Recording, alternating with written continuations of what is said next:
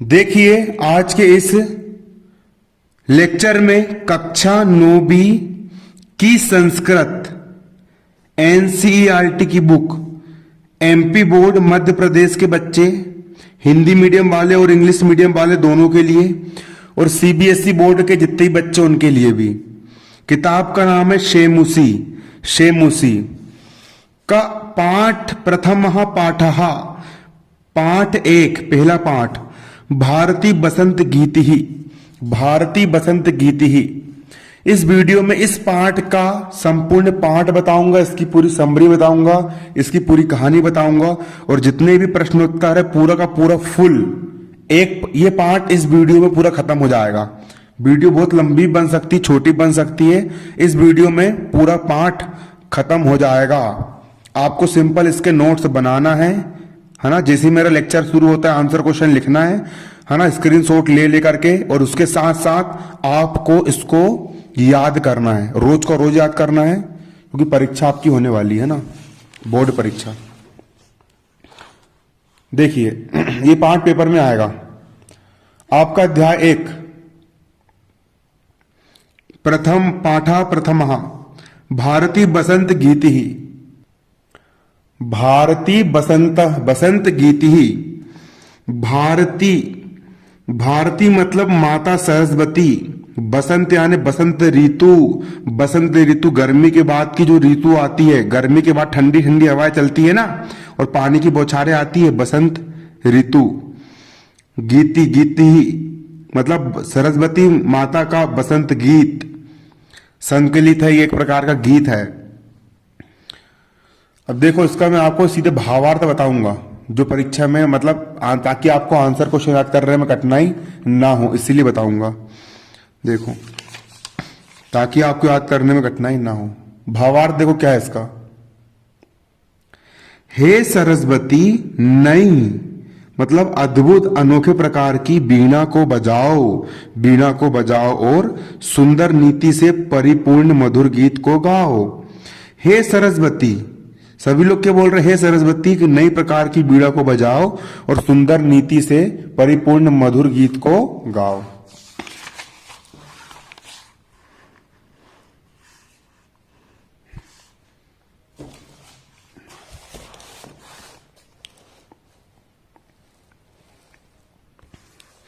इस बसंत ऋतु में मधुर मज्जरियों से पीले हुए रसीले आम के वृक्षों की पंक्तियां सुशोभित हो रही है। आपने देखे होंगे गर्मी के समय के आम कच्चे होते हैं, लेकिन जैसे ही जब ठंडी ठंडी हवाएं चलती है, और ठंडी ठंडी हवाओं में क्या होता है कि जो आम होते हैं ना, उस रसीले आम मतलब बरसात के आने के पहले का समय और गर्मी के जाने के बाद का समय। देखो आप गर्मी के मौसम में क्या होता है, गर्मी जैसे एंड होती है तो उसके 15 दिन तक बहुत ठंडी ठंडी हवाएं चलती है, बहुत अच्छा मौसम रहता है, और उसके बाद फिर बरसात आती है। तो जो 15 दिन का समय रहता है ना, वो वाले समय की बात कर रहा हूं, जिस समय पीले पीले आपको आम मिलते हैं। पंक्तियां सुशोभित हो रही है। सुंदर कोयलों के समूह का कूंजन अच्छा लगता है। सुंदर सुंदर कोयलें जो होती है कूंजन करती है, कू कू है ना, सुंदर सुंदर जो कोयल होती है इस प्रकार से कूंजन करती है। हे सरस्वती नई इसी प्रकार की नई वीणा को बजाओ। अब अगला देखो यहाँ पे, यमुना नदी के बेत की लता, यमुना नदी के बेत की लता से युक्त तट पर जल बिंदुओं से पूर्ण वायु में धीरे धीरे हिलने वाली सुंदर मालती नामक लताओं की झुकी हुई पंक्तियों को देखकर हे सरस्वती नई वीणा बजाओ। बसंत ऋतु में क्या होता है कि यमुना नदी में लहर जो तट होती है ना, तट पर पानी आता और बिल्कुल भर जाता है ना। तट पर क्या होता है, जो बिंदु तट पर जल बिंदुओं से पूर्ण वायु में धीरे धीरे हिलने वाली सुंदर मालती नामक लताओं की झुकी हुई पंक्तियों को देखकर हे सरस्वती नई वीणा को बजाओ।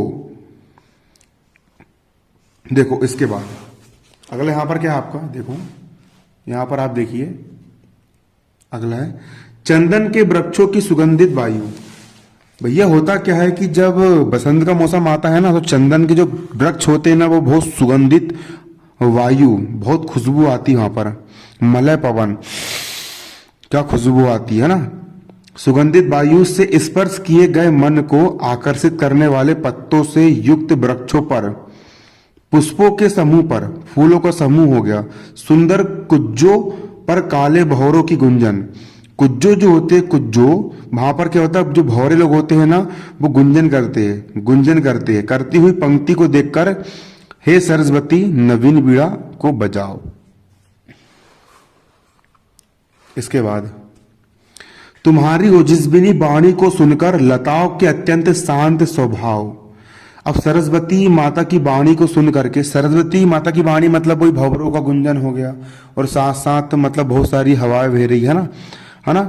अत्यंत शांत निश्चल पुष्प झूमने लगे है ना। बसंत ऋतु में जब क्या होता है, जब माता सरस्वती की वीणा बजती है तो पुष्प झूमने लग जाते हैं।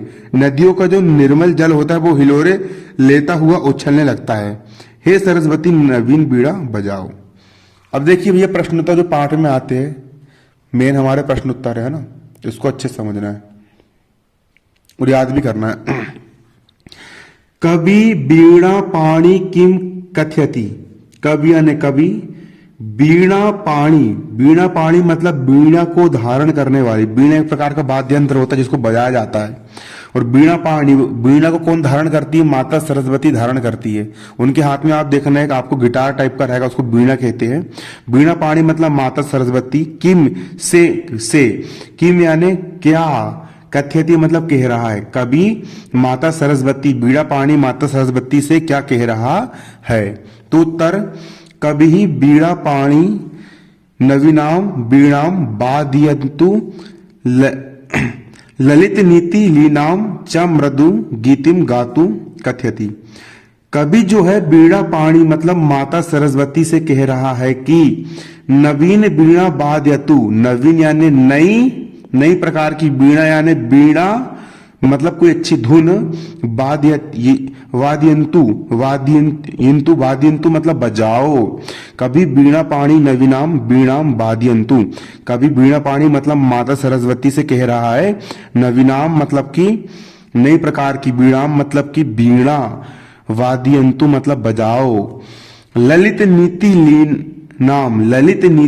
लीनाम च मृदु गीतिम गातु कथयति। और ललित नीति मतलब सुंदर नीति, ललित यानी सुंदर, नीति से परिपूर्ण। च मृदु मतलब मधुर, मीठी आवाज। च मृदु गीतिम मतलब होता है गीत, गातु मतलब गाओ, कथयति। कवि वीणा पाणी मतलब माता सरस्वती से कथयति मतलब कह रहा है कि नवीनाम नवीन, वीणा मतलब वीणा धुन, वादयंतु मतलब बजाओ, ललित नीति लीनाम सुंदर नीति वाली मतलब कि सुंदर कंपोजिंग किया हुआ, च मृदु मतलब मधुर, गीति मतलब गाना सॉन्ग, गातु मतलब गाओ, एक अच्छा सा गाना, एक सॉन्ग गा करके हमको सुनाओ, एक अच्छा सा गाना। मैं सुनाऊं गाना। जब से मिले नैना तुमसे मिले नैना, तड़प तड़प दिन ये बीते जागे रहना। गा दिए ना। तो माता सरस्वती है ना, कभी भी बोल रहे कि माता सरस्वती को गाना सुनाओ। अब दूसरा खा नंबर का देखो क्वेश्चन क्या है यहाँ पे। बसंते किम भवती। बसंते मतलब बसंत में, किम यानी क्या, भवती मतलब होता है बसंत ऋतु में क्या होता है। बसंत ऋतु में क्या होता है देखो, बसंते मतलब बसंत ऋतु में मधुर मज्जरी पिज्जरी भूतमाला मधुर मज्जरी पिज्जरी भूतमाला, सरसहा रसालहा लसंती ललित कोकिला काकलीनाम च कलापहा बिलसंती। इसका हिंदी में देखो क्या कहा जा रहा है ताकि समझ में जाए। भैया बसंत ऋतु में मधुर मज्जरियों से पीले हुए रसीले आम के वृक्षों की पंक्तियां सुशोभित हो रही है और सुंदर कोयलों का समूह कूंजन अच्छा लगता है। देखो कहां पर? बसंते मतलब बसंत ऋतु में, मधुर यानी मीठे मीठे, मज्जरी मज्जरी, पिज्जरी मतलब आमों की माला, भूतमाला मतलब आमों की बहुत सारे, है ना। सरसा, सरसा मतलब मधुर, रसाला, रसाला मतलब आम, रसाला मतलब रस देने वाले आम, लसंती, लसंती मतलब होते हैं, है ना। बसंत ऋतु में क्रमबद्ध तरीके से मधुर मधुर आम की पंक्तियां लसंती मतलब होती है। ललित, ललित मतलब मीठे स्वर में, कोकिला, कोकिला मतलब कोयल, कू कू कोयल, और काक मतलब कौआ, कोकिला और कौआ लीला करती है, लीला मतलब कि चकलापा बिलसंती, और कोयल जो होती बहुत सारे गाने गाती है और के बहुत सारे क्रियाकलाप करती है ना। ललित कोकिला काक लीनाम चा कलापा बिलसंती, इसको तो रट लेना भैया, याद कर लेना। मैं बोल के दिखाऊं बिन देखे? बसंते मधुर मज्जरी पिज्जरी भूतमाला सरसा रसाला लसंती, ललित कोकिला काक लीनाम चा कलापा बिलसंती, है ना। मतलब बसंत ऋतु में रसाला मतलब आम की, सरसा मतलब मीठी मीठे आम की, मधुर यानी अच्छी, मज्जरी पिज्जरी भूतमाला, मज्जरी पिज्जरी मधुर मज्जरी पिज्जरी भूतमाला, सरसा रसाला लसंती मतलब होता है। कोकिला मतलब कोयल, काक यानी कौआ, लीला मतलब लीला करते हैं, बहुत सारे लीला करते हैं, है ना। उनका मौसम आ जाता है, वो लीला करते रहते हैं। चकलापा बिलसंती, है ना, ऐसा है।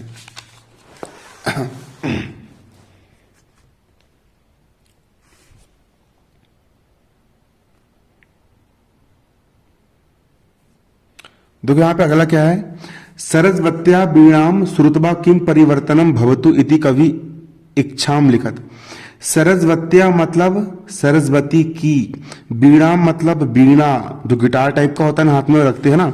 श्रुतवा, श्रुतवा मतलब सुन करके या फिर देख करके, किम यानी क्या, परिवर्तनम मतलब परिवर्तन, भवतु मतलब हो, मतलब सरस्वती माता की वीणा को सुन करके क्या परिवर्तन होना चाहिए।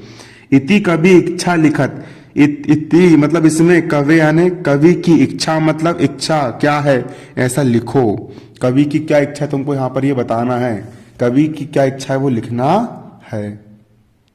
तो उत्तर देखो यहाँ पर, सरस्वत्या, सरस्वत्या मतलब माता सरस्वती की, वीणा मतलब वीणा, श्रुतवा मतलब सुन करके। ये तो यहीं से क्वेश्चन देख करके लिख देना, सरस्वत्या वीणा का उतार देना, वीणा श्रुतवा का श्रुतवा, है ना, है ना। अब इसके आगे याद करना है, लता नाम नितांत शांति शीलम, है ना।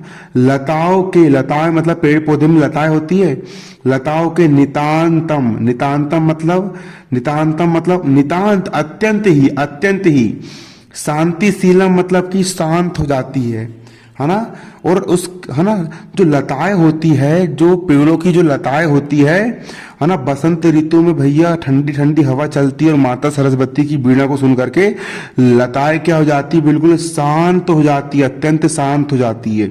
सुमम, सुमनम, सुमनम मतलब पुष्प, सुमन यानी पुष्प, सुमन यानी पुष्प।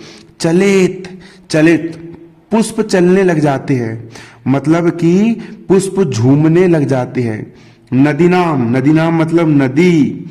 चा कांत सलीलम, नदी हो गई कांत सलीलम, कांत सलीलम मतलब सलीलम, कांत सलीलम मतलब उसका जो जल होता है, सलीलम उच्छलेत, उच्छलेत मतलब उछलता है, नदी का पानी उछलता है ना। देखे होंगे लहर चलती है तो नदी का पानी क्या होता है, उछलता है, नदी का पानी क्या होता है, उछलता है।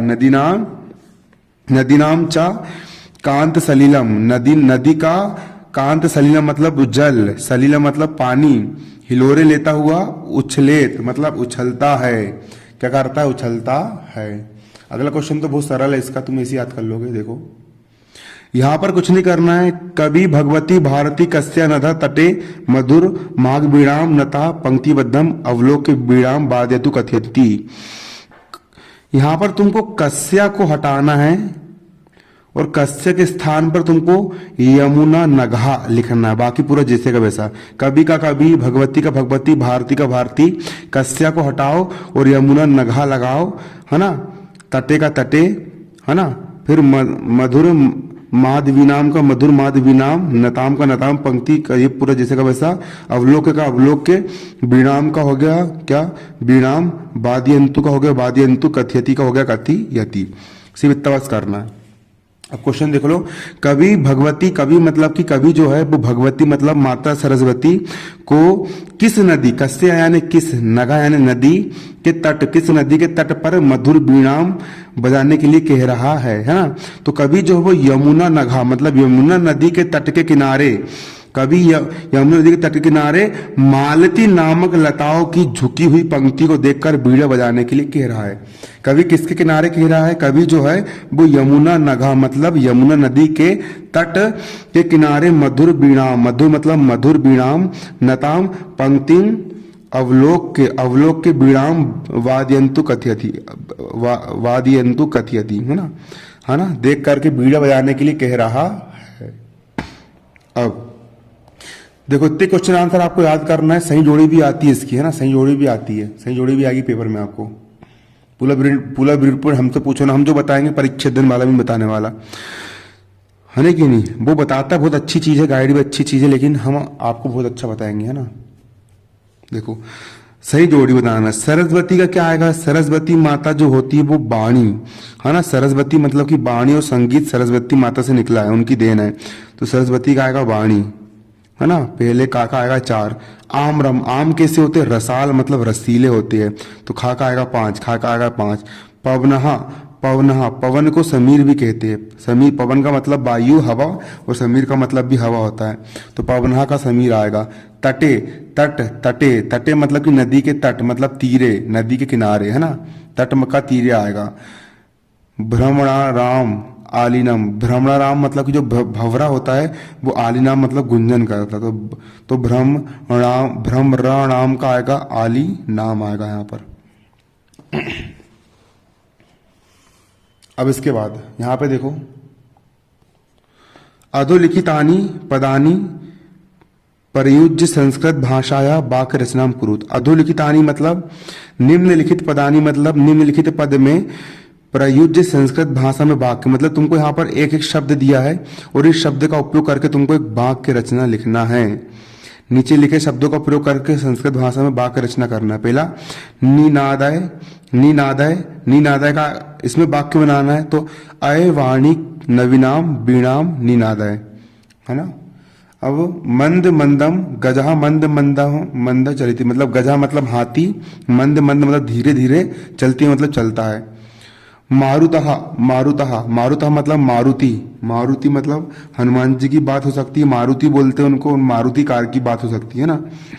तो अघा मारुति तीव्र चलती, जो अघा मतलब आज, अभी मतलब मारुति मतलब जो मारुति होती, तीव्र मतलब तेज, चलती मतलब चलती है। अगला तुम्हारा सलीलम, सलीलम मतलब कि अच्छे से बहना। गंगाया, गंगाया मतलब गंगा नदी, सलीलम मतलब पानी, सलीलम मतलब जल पानी, सलीलम मतलब पानी। पवित्रम मतलब कि पवित्र, शुद्ध, अस्थि मतलब है, गंगा नदी का पानी शुद्ध है। सुमनहा, सुमनहा का मतलब होता है फूल, सुमनहा सुगंधा, सुगंधा वितरती, जो सुमनहा मतलब जो फूल होते हैं वो सुगंधा मतलब सुगंध, वितरती मतलब छोड़ते हैं। इसके बाद देखो अगला क्वेश्चन यहाँ पे तुम्हारा क्या है, जो प्रथम श्लोक मतलब जो श्लोक दिया है उसका आपको भावार्थ लिखना है। वो आप करते रहना। यहाँ पे ये देखो, ये इंपॉर्टेंट है ना। कठोर, अधोलिखितानाम पदानाम विलोम पदानी लिखत मतलब विलोम पद लिखना है। कठोर, कठोर मतलब कर्रा, कठोर का विलोम होगा नरम, नरम मतलब मृदुम, मृदुम इसका विलोम हो जाएगा मृदुम। कटु, कटु मतलब कि कठोर वाणी, कठोर कटु वाणी, उसका विलोम मतलब उसका अपोजिट, अधोलिखित विलोम लिखना है। तो कटु, कटु का विलोम हो जाएगा मधुर, मधुर प्यारे बच्चों, कितनी मधुर आवाज है ना। कटु का क्या आएगा मधुर। शीघ्र मतलब जल्दी, उसका विलोम हो जाएगा धीरे, धीरे मतलब मंदम, मंदम मतलब मंद गति से धीरे धीरे। प्राचीनतम, प्राचीनतम मतलब पुराने से पुराना, इसका विलोम हो जाएगा नवीनतम, प्राचीनतम का विलोम नवीनतम। नीरस, नीरस के विलोम हो जाएगा यहाँ पर सरस, नीरस का विलोम क्या हो जाएगा यहाँ पर सरसा हो जाएगा। कि तुम्हारा पार्ट हो गया एंड।